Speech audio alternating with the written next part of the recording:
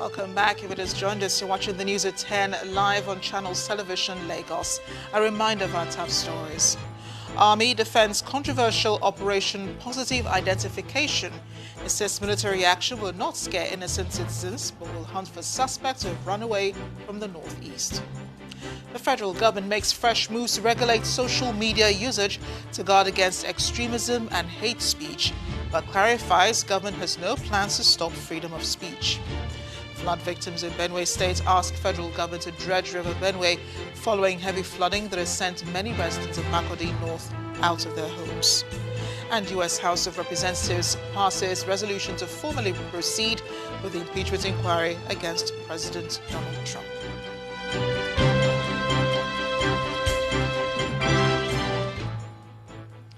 For more information on our top stories and others, please visit our websites, channelstv.com, youtube.com/channelsweb has videos of our shows.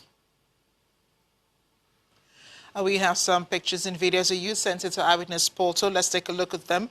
We'll begin with this picture from Jankara Market in Lagos State. It shows a flooded street, which the Eyewitness reporter says has been the case for over a month now. According to him, business activities have since ceased in the area because the floodwaters have been stagnant and given off a foul odor. He's appealing to authorities to come to their aid and prevent an outbreak of the disease in the area. In this next picture is a flooded community in Omoku, River State. The Eyewitness says the area has been flooded for a long time and residents are having to use a makeshift bridge to access their homes.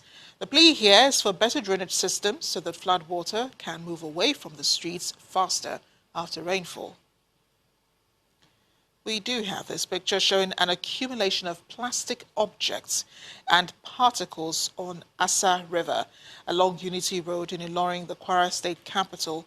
The Eyewitness is worried about the adverse effects of such plastic pollution on the environment and the entire ecosystem. Our last picture tonight is from Kebbi State. It shows the state of a highway. Some individuals are seen doing some work to keep the road motorable by putting stones to fill up the potholes. The Eyewitness wants the government to provide lasting solution. Thank you for sending in those reports, and please keep them coming.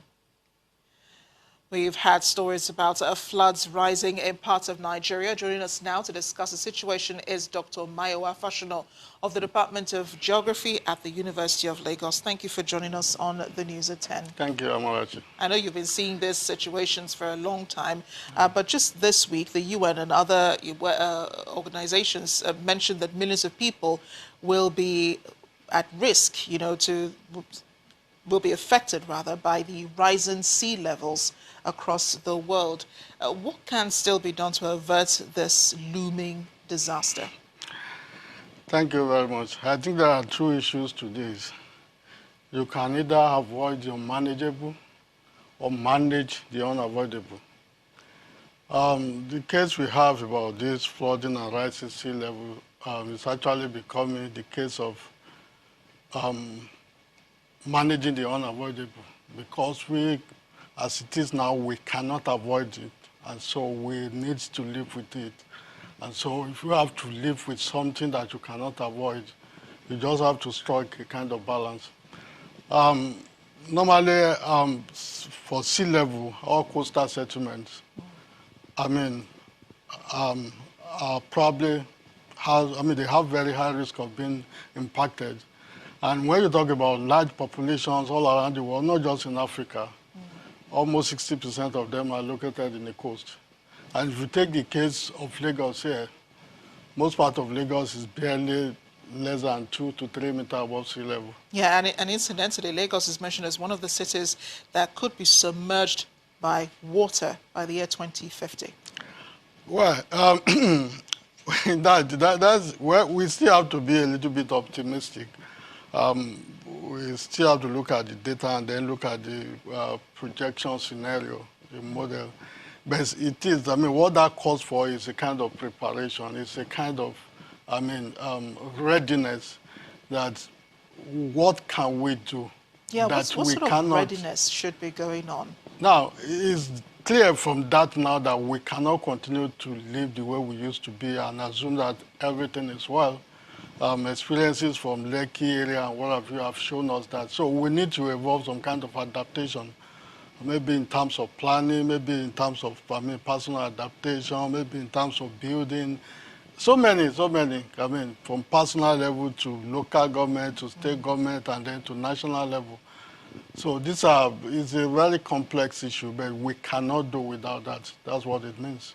Now, incidentally, the weather agencies did prepare us ahead, of this floods that we're experiencing now. They had mentioned that there will be more floods this year. There will be heavy rainfall, but it appears the rains have exceeded those predictions, and people are paying the price for it. So, did we heed the warnings? Does it look like we did, or did we not prepare enough for it? I think I quite agree with you because in January when NIMET released their prediction for the year, although they said we're going to have something like below normal to normal.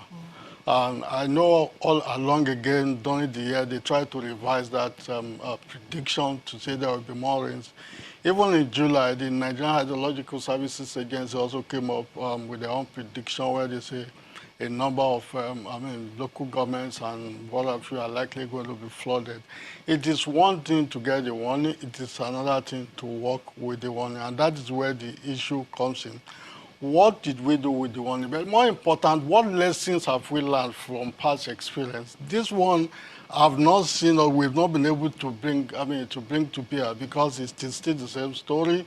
When in the next 3 weeks to 1 month, and then everything seems to die down, and then we seems to go to sleep, and that also connects with what I said earlier. You have to be. We just need to live to manage. We might not be able to totally stop floods. We might not be able to totally prevent it, right, but we need to learn to live with it, and that is what adaptation is all about. Everybody has a role to play, so it's no time to blame anybody, government, whatever. Yeah. Dr. Maiwa Fashional, thank you again for speaking with us on the News at 10. Thank you. Police authorities in Lagos have rescued 12 persons from an illegal spiritual healing center at the Sherry Oshun area of Ijegun in Lagos. The center is set to harbor about 20 victims, some of whom have been in chains since 2014. According to the police, the victims who were chained could barely walk before law enforcement officials stormed the place. 19 pregnant girls and babies were also rescued from the facility a few weeks ago. Let's get more stories on the News at 10 now. Heading on to Ibrahim in Abuja. Hi, Ibrahim. Hi, Amarachi. Now, one of the stories is that the acting chairman of the Economic and Financial Crimes Commission, EFCC, Ibrahim Magu, has described the recent arrest of an alleged internet fraudster, Ismail Mustafa, also known as Monfa, and his Lebanese accomplice, Hamza Kudei, as a landmark achievement in the sustained fight against internet-related frauds and money laundering in the country. Speaking during an interactive session with stakeholders at the Lagos Zonal Office of the Commission, Mr. Magu says actionable intelligence received from local and international law enforcement agencies had revealed that the suspects, alongside their collaborators, were high-value targets in organized cyber syndicate network. Mr. Magu, who also showed journalists several recovered vehicles from cyber criminals, says the Commission is stepping up efforts at combating the rising tide of cyber crimes in the country. What we are practicing here is the world standard, the best practice standard. In other countries, if you go, they have executive cells, executive prison, where the prisoners have the leverage of playing golf, squash, and swimming. And here we do not differentiate. Everybody who is here, they will enter the same cell. So we have no executive list. With this time around, we are not going to tolerate the auction, the court auction kind of thing, where the grossly devalued. So at least we may give away at least 40%, and we'll do everything possible to know their real value. We'll bring in professional, and professional in the field, and also professional who are actually in the business. and we'll go back to the court and we'll agree on a reasonable price, so that they will want us to recover a reasonable amount, since it's a budget line.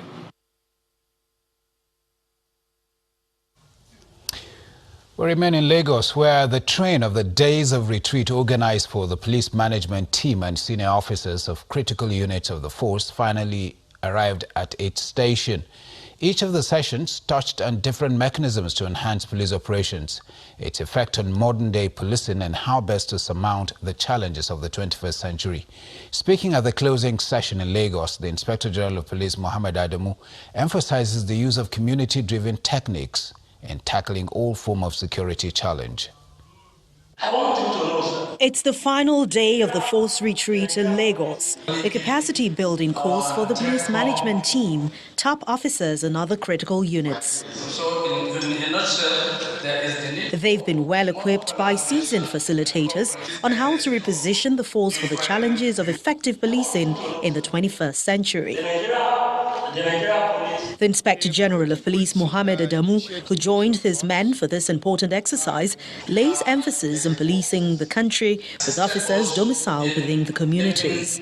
We've informed members of the public on the idea and our plans to roll out community policing, and we set up committees. They sat down and streamlined the implementation strategy, and the report has been given to the government, and we are now in the process of deployment. The government has provided us with all that we asked, and we're in the process of deploying it now. One of the facilitators at the retreat, the chairman of Channels Media Group, Mr. John Momo, mentored the officers on effective communication as a tool for managing security challenges in Nigeria. He further spoke on achieving the desired change in the police across all cadres. We want them to create a brand, a new brand of the Nigerian police force, so that when we see the police, we'll be very happy and we will warm ourselves towards them. They themselves will reciprocate, and we can always go to them for anything. And when you go to the police station, you should be very happy to go in there, report your case. That's the day that I'm looking towards, and I know it will come. Some of the participants speak on their experience. This is the first time I'm experiencing the fact that I had the opportunity to interact with my fellow commissioners, have the opportunity to share ideas, I have the opportunity to listen to repertoires that really brought out what policing is all about. I am more rejuvenated when I've rested very well from the stress of daily policing, so I'm going back refreshed to implement what I've gathered from here.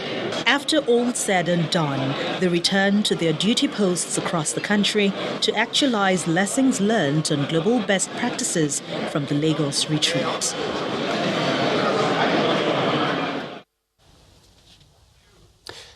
Now to neighboring Oyo State, where Governor Seyi Makinde has ordered the contractor handling the construction of the Ibadan Circular Road project to stop work until government takes its stand on what next to do.